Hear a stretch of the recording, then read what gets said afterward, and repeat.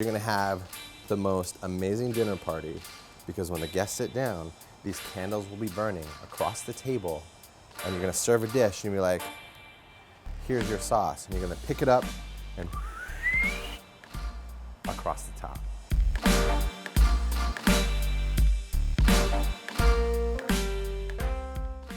We're gonna make clarified butter. We're actually going to flavor the clarified butter with just some basic aromatics of garlic and thyme. So what you're gonna need is 2 sticks of butter in cubes, some thyme, some garlic, these empty votives, and these wicks. These wicks you can order online. They're not coated in wax, they're actually coated in ghee. 2 sticks of butter make about 3 candles, so scale accordingly. We're gonna be separating the fats and the solid.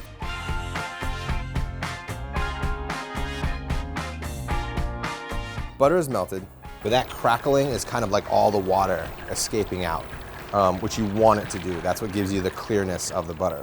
So we're gonna drop that down to low, just let it sit here. We're gonna throw some thyme in there. I'm gonna lightly crush a piece of garlic just so it's barely separated, and a dash of salt. People are probably gonna say, why are you seasoning this now?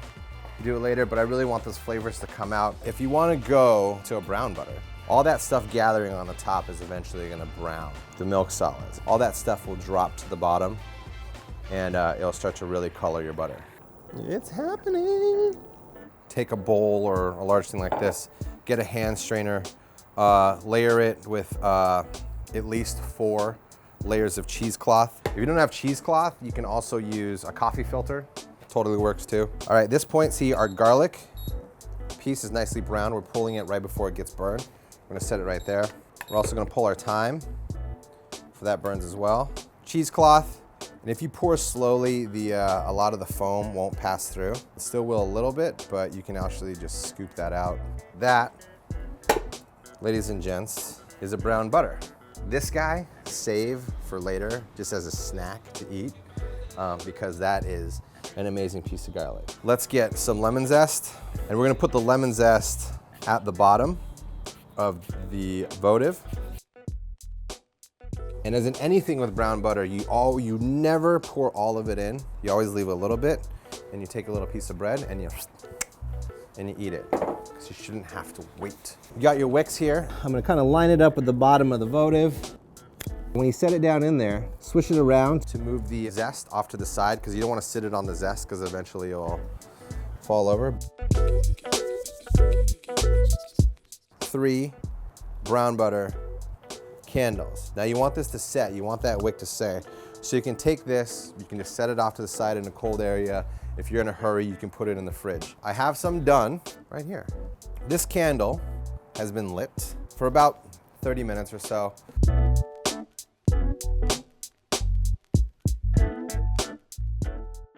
So you can bring this kind of to the table. You bring it here. You're like, here is your skate thing. Everyone's like, that looks kind of dry. And then you're like, wait a minute. Now, you take your brown butter candle that's been sitting at in front of the table the entire time. You have this. Lemon wedges, that's pretty, you know.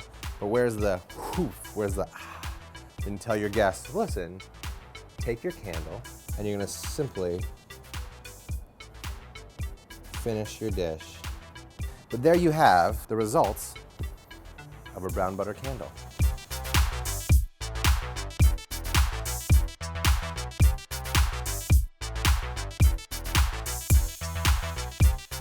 The brown butter has that garlic in there, has that thyme in there, hitting with all these fresh stuff of the acidity and the capers. And it's a surprise at your dinner party. If you want to see more surprising stuff, that may be a little weird, kind of fun, kind of tastes good, click below. And you're gonna watch your eyes. Notice how the camera's backing up at this point.